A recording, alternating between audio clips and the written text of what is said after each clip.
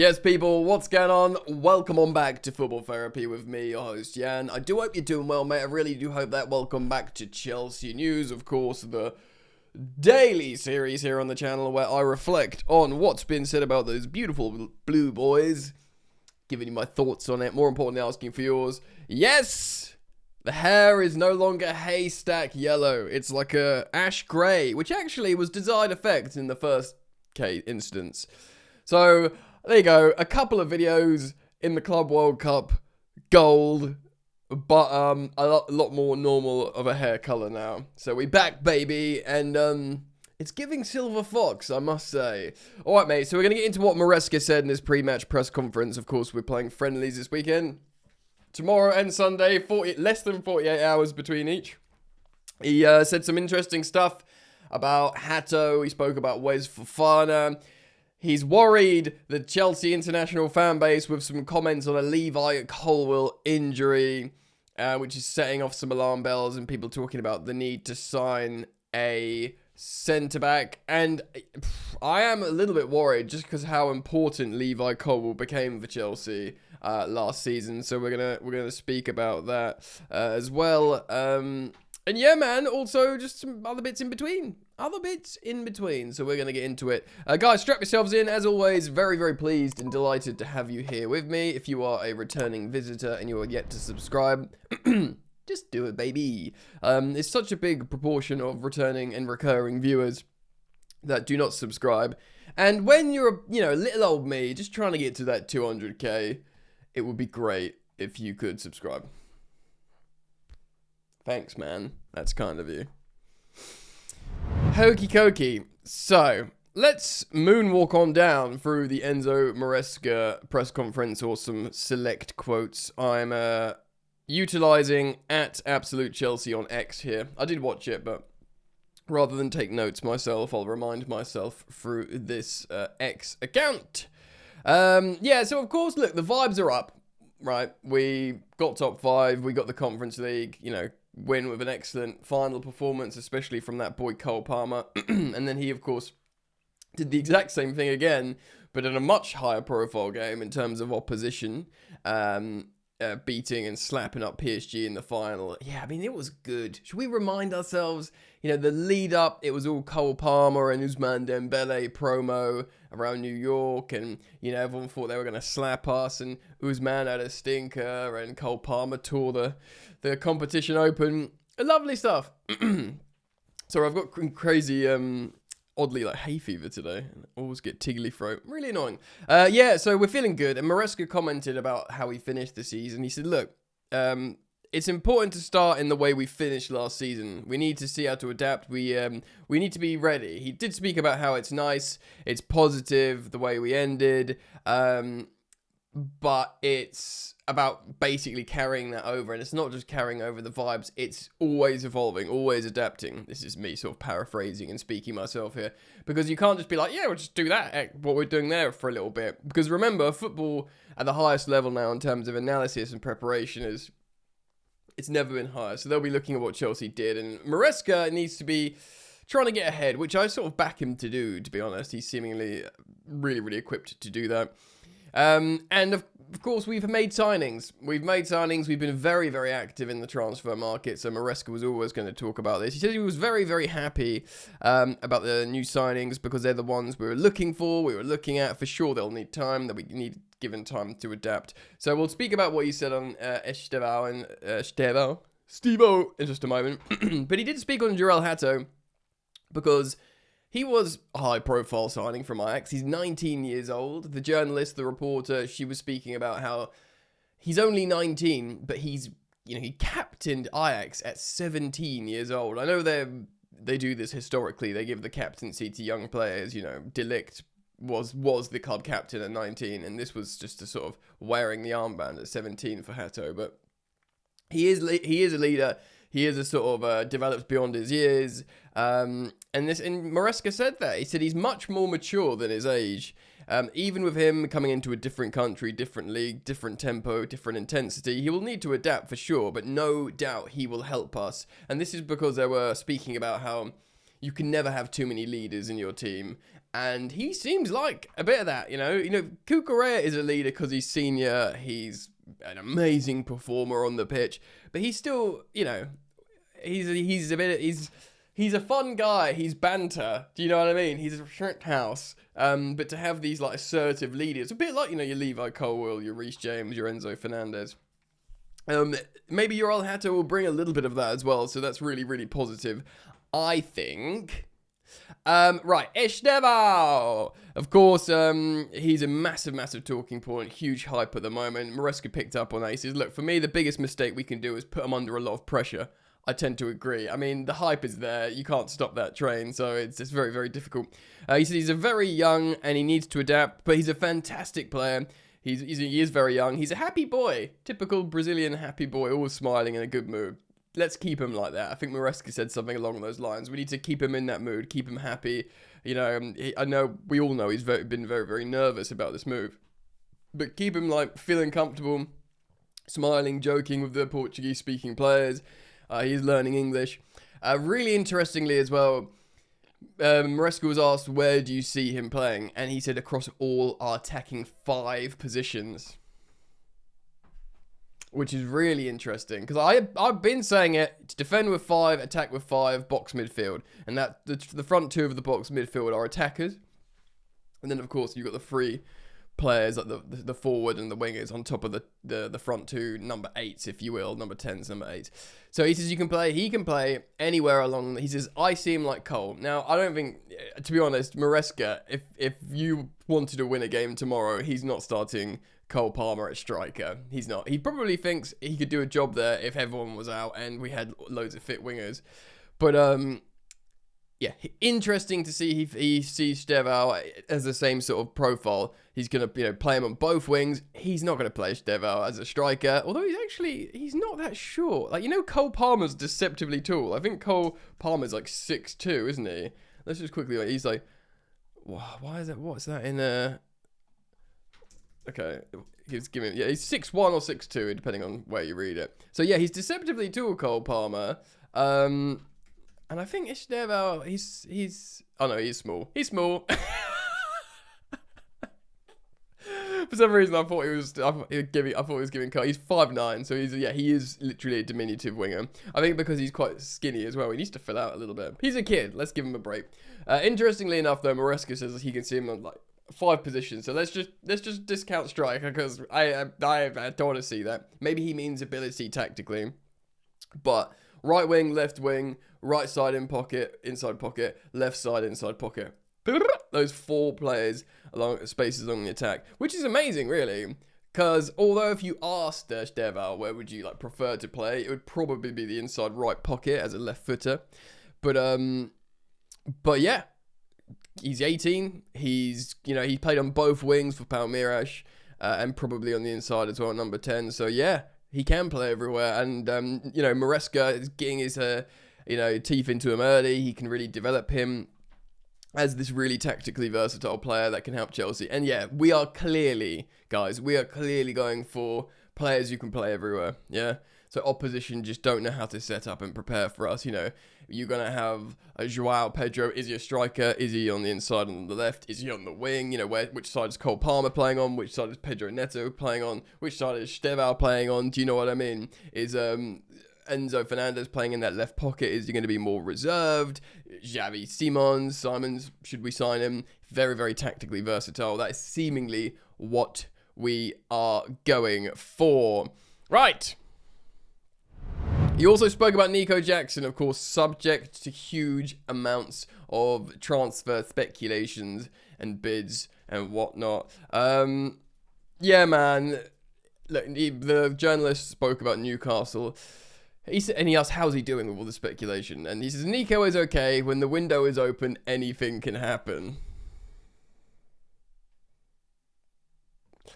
Like, if someone said to Maresca, Is Cole Palmer going anywhere? Is he going to go, the window is open, anything can happen? No, he's not saying that, is he?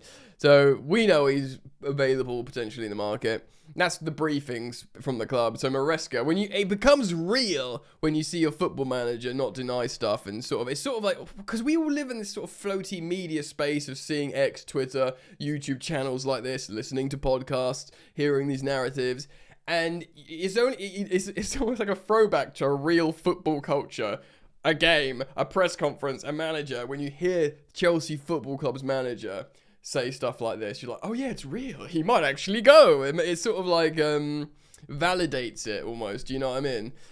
Anything can happen. At the moment, the 2 strikers have arrived, so we will see. That is like, yeah, he's probably, for me, that is like, yeah, he's probably gonna go. Although it is strange because Moresca spent so long waxing lyrical about Nicholas Jackson. He helps our attack. He could be so good. He could be one of the best strikers in the world. Pochettino said that as well. And by the way, whatever your position is on Pochettino, and I wasn't necessarily as big. I mean, I've got a great deal of respect for him, but I wasn't necessarily his biggest fan as a Chelsea manager. He coached Harry Kane into what Harry Kane is, and did great work with Dele Alli and others. There was a time when Pochettino was a great coach of attackers. So he knows a good striker when he sees one. So from when Maresca last season was being like, you can see when we don't have Nico, it's not just the goals and assists, we're way worse. So we've seen him. I'm trying to think, like, is it a case of, he's just had enough of them, those 2 red cards? He was like, well, look, you're not learning that. You're 24 now, mate. You can't keep doing these red cards. I'm over it, basically. Do you reckon there's a bit of that? That seems a little bit reductive. Or do you think he works so closely with the sporting directors, they all decided, yeah, Nico's great, but so is Delap and Joao Pedro, so we're going to just, sort of make him available here. You cool with that, Maresca? Yeah, cool. And then they just all move together, and this is why these comments come out. Presumably that. Because he did really, he loved Nico. But Nico got to go, apparently. Very, very interesting indeed. Okay, so we'll talk about Culver in just a moment. He spoke also about Raheem and Chilwell, the players that we need to solve. He didn't. Interestingly, no one asked him about Nkunku, which I would have been really interested to hear his position on Nkunku, because he did trust him in the Club World Cup. I wonder if he'd be a little bit more like, well, he can stay if I'm happy for him to stay. The quintessential Italian accent I did there. But yeah, unsurprisingly with Raheem and Chilwell, he was like, yeah, we need to find solutions for them. Basically, like, they're going to go. They're obviously still not on the plans. You know that. I know that. They need to go. We need to find a way out for them, basically. So that was very, very interesting. Look, he spoke on Wes Fofana as well. Now, Wesley Fofana is a right-sided defensive player, of course. We might have a problem here on Levi Colwill. He says, although he's back in training, he don't think he'll be ready for these like friendly games, as in like tomorrow and Sunday, but he could be ready for Crystal Palace. Does that mean we're going to throw him into a competitive game for the first time? I'm not so sure personally. Maybe he means he'd like to throw him on to see out the game for bench minutes. I'm not going to spend too much time on Wes. I've talked about him, a lot. You guys know I rate him very, very highly. I think he can be transformative. I also think Maresca feels like he can be transformative from his comments last season. But it's injuries, so we'll see. It's all theoretical until you see, until you see him do it again. Basically, he can be massively useful for us. We'll see what happens. It's good news. He could become available again. I just hope personally, Chelsea, the medical team, what they did with Reece James and basically revived his Chelsea career from what was seeming like a Wesley Fofana situation. I hope they can do that to Fofana as well, personally. Now, Levi Colwill. He's injured. It was the first training session on Monday, so the beginning of the week. He felt something in the final minutes of the session. He was very, very mysterious on this, which is worrying. He says, depends, we need to wait, then we'll see. In our way, we don't know how important has been his... Oh, sorry, he was chatting up Levi Colwill, sorry, the way these quotes are put together. But yeah, he was basically bigging up Levi Colwill, his importance, his leadership and stuff. But he says he's basically not gone into detail of how bad the situation is. He said the problem the last 2 days, we don't know how long he will be out for. It's a problem. We need to wait. We don't know yet. The fact that he's saying we don't know and it's a problem is hugely worrying. And this is testament to how important Levi Colwill has become for Chelsea, actually, in the last few months. He ended the season so well. He was representing as a really important leader on the pitch. He scored important goals. And he scored the goal against Forest, didn't he? Really important goal. He is a clutch character. He's a bit of a captain. He speaks so well. He's maturing very quickly, which is important. He did get into a bit of a scuffle with the final of PSG, and I think, he's a kid, and I would have done the same at his age, but when, I can't remember who it was, Nuno Mendes or someone giving him grief, and he, pointed to the leaderboard, and, because I think he was, flexing being Champions League champions, and then Levi was taking the mick out of the school. I don't like it when footballers point to the scoreboard, you're losing, though. I don't think it's very captain-y, personally. But he is a kid, and he's been showing immense maturity, generally, in terms of where he's come from. He's such an important player.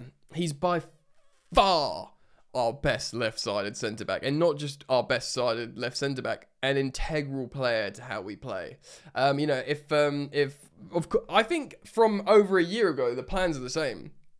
If you profile a Chelsea team structurally and tactically, you have the left-footed centre-back in Levi Colwill, who can sort of stay back and pass and spray the ball around. Then you have an aggressive, dribbling, front-footed, right-footed one, which is the perfect option, of course, is Wesley Fofana. He really pushes up. He's an amazing dribbler. He's very fast, and he can recover back. So you've got this sort of passing one and this aggressive pusher. So they're like the perfect balance. But, we can, it's almost like, I feel like Fofana, as much as I love him and as much as I think he can be the best centre-back, I think he's more replaceable in this Chelsea squad. Tosin, Chalobah, I rest my case. But the left side, I know we've just signed Hato as a left back, but he's left centre back as well. It's Badiashile. Badiashile, to his credit, had a few good little renaissance moments for Chelsea, and he is an aggressive centre back. He can pass well, but he's prone to a blunder as well. If we really want to attack the Premier League and attack what is a really good first few fixtures, do we go and sign a centre-back now? They've been talking a long time about signing a centre-back at Chelsea. Do they do it? Do they just go to Mark Guehi? Solid. Come on, mate, because he plays on the left, doesn't he? Come on, try and it's definitely sell Badiashile. Go and get Mark Guehi and start Guehi at the beginning of the season. I know Liverpool have been sniffing around him. So do they, if we truly are comfortable in PSR and we feel like we've been doing, Disassy's going to be sold, Badiashile's got interest. If we can sell both of the Monaco boys, obviously you keep Joshua Champong, you keep Trev and Tosin, and Trev can play on the left, but it's not a solution to we're really good Chelsea. This is the Chelsea that beat PSG 3-0 in the Club World Cup final. It suddenly changes drastically when you take Levi Colwill out. It changes to the point where Palmer, Caicedo, Cucurella, and I'd sort of start to sneak Levi Colwill into there. That's just how important he's been in the build-up, the leadership, all that kind of stuff. So if they think he could be out for 3 months, and we really want to attack the beginning of the Premier League and, the Champions League will start, if they've been thinking about a centre-back loosely long-term, that could be the push for me. Let me know what you think, though, guys. Comment down below. Let me know your thoughts. Thank you for leaving them. Thank you for liking and subscribing. A little gentle reminder that there is also daily content on Football Yannick, which is my second YouTube channel, where I talk about football, but non-Chelsea stuff. So I'd be very grateful if you hopped on over there and subscribe to that channel. I'm trying to get to 20,000 subs, and I'm on 19.1, 19.2 or something. So I'd be very grateful if you go and sub over there. All right, mate, keep it locked. I'll be here when the news pops. Did that rhyme? Either way, see you soon. Peace.